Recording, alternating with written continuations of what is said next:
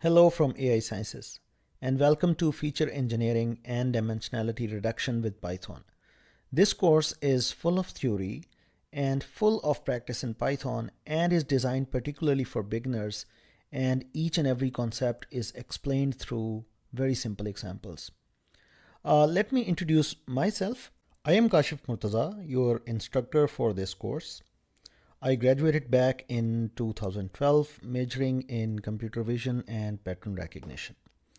I have taught several courses in the domain of data science and artificial intelligence. My interests and expertise are all in the domain of data science for more than a decade now. Almost all the data science core concepts can be traced back to probability and statistics. All paradigms of machine learning, including classification, regression, clustering, and reinforcement learning, can be modeled as probabilistic functions. Whereas a suitable set of assumptions about these models can be justified through statistical analysis on the available data. So I really like working in data science by establishing links to probability and statistics. Another important ingredient in this domain is the knowledge of linear systems. Several names are out there, for example, linear algebra, matrix algebra, matrix computations, matrix analysis, and many more. It turns out that much easier and compact derivations can be made with this particular skill set. Several optimization techniques in general and almost all feature extraction techniques can be shown as special cases of different concepts in linear systems. I personally like to model problems in data science as problems requiring to solve a linear system at the end of the day. Most of my research work is in core computer vision techniques.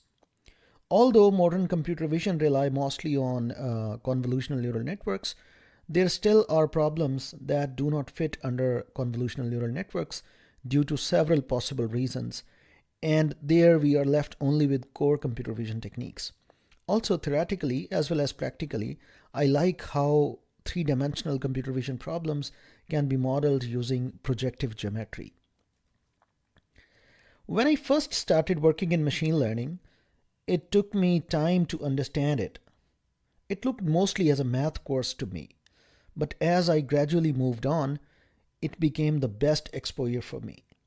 In fact, I was working to select some machine learning model for the problem I was working on at that time, and I was repeatedly coming across support vector machine. That's a model in machine learning, very famous model, support vector machine. It motivated me to go into the details of this model.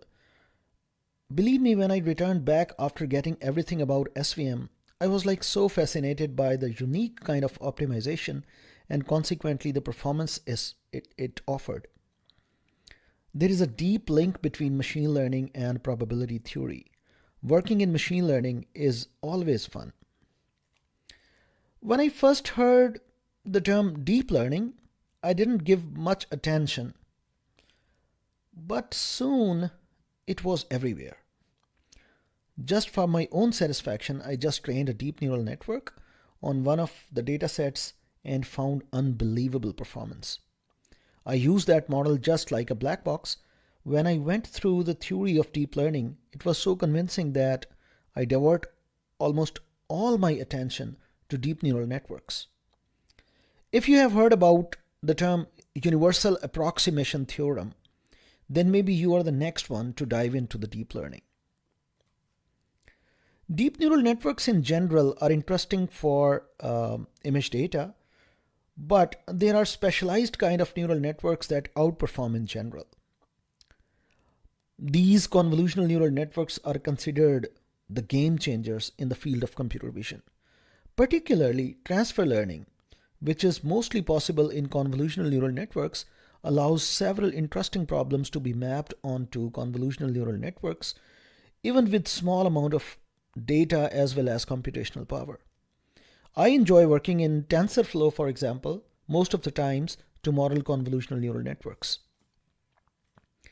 Several problems, even in computer vision, like activity recognition and the problems that require videos of different lengths, are the problems related to sequence modeling. Recurrent neural networks are proven to be the best in these cases in practice.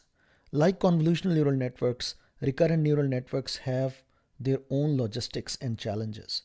Most of natural language problems, natural language processing problems, NLP problems, are very well modeled by recurrent neural networks. I have also a great interest in recurrent neural networks.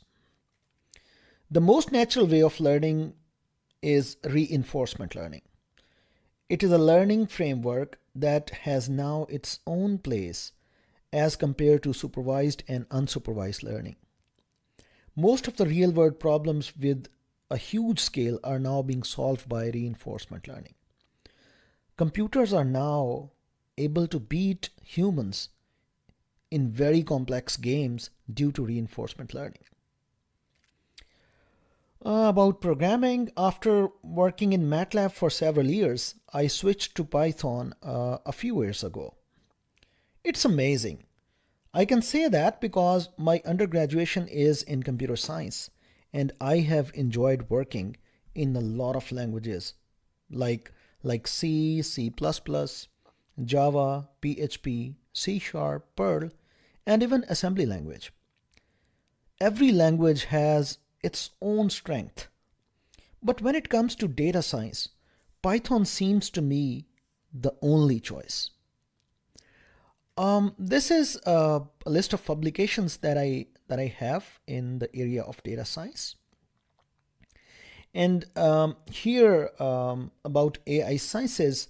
AI Sciences is an e-learning startup offering courses and ebooks.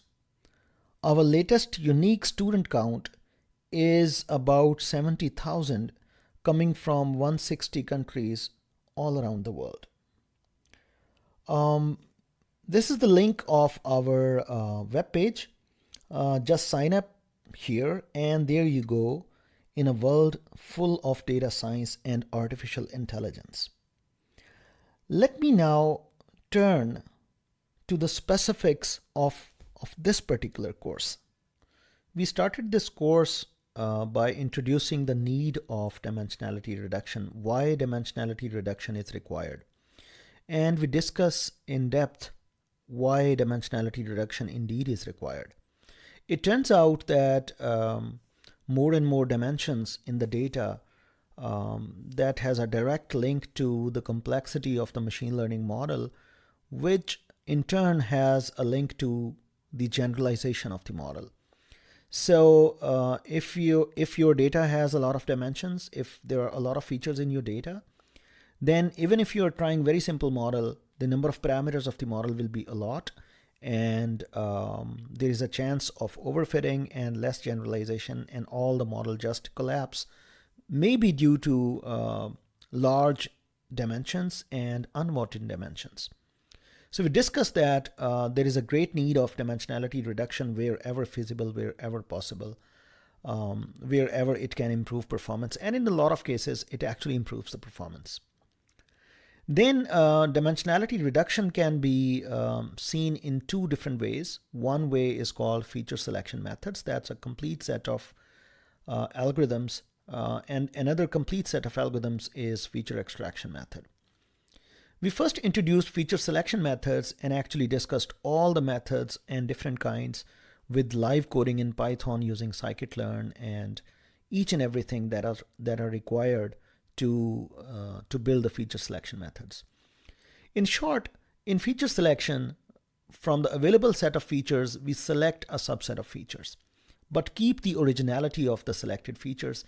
Sometimes this is required to interpret the model and interpret the driving force for eventually the machine learning model that is going to fit on the data. But in several cases where the interpretation may not be required and the driving force or originality may not be that important, feature extraction method may improve the performance as compared to feature selection methods. But it turns out that feature extraction methods, they actually require some mathematical foundation. Now, because this course is designed for the beginners, it was really hard to introduce the mathematics and still get the engagement of engagement of the beginners or the ones that do not have mathematical background.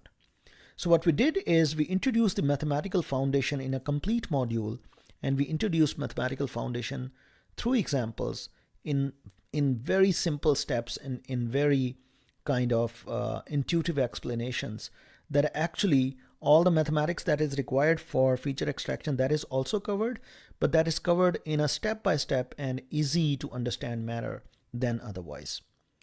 After introducing this mathematical foundation in a very intuitive and a very simple way, then we actually introduce the feature extraction methods, and we also introduce a unified framework, sometimes called the kernel principal component analysis, that actually is the abstract class of most of the feature extraction methods. In this method, we also discussed the autoencoders or the neural networks for dimensionality reduction and feature extraction, and we also discussed the difference or the relationship of autoencoders or the neural networks for feature extraction than with the classical methods.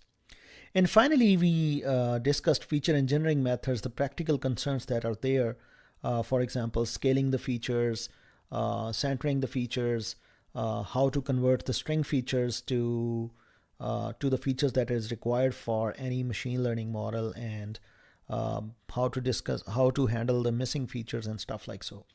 All these modules, they are discussed in parallel with the live coding in Python. So each and every concept is made much more understandable and much more concrete using live Python coding to explain those kind of modules in really simple steps. So I hope to see you in this course, because this course is really very powerful and very core kind of course to understand more kind of improved variants and set of techniques that can improve the machine learning models with a great margin. So hope to see you in the course. Enroll this course.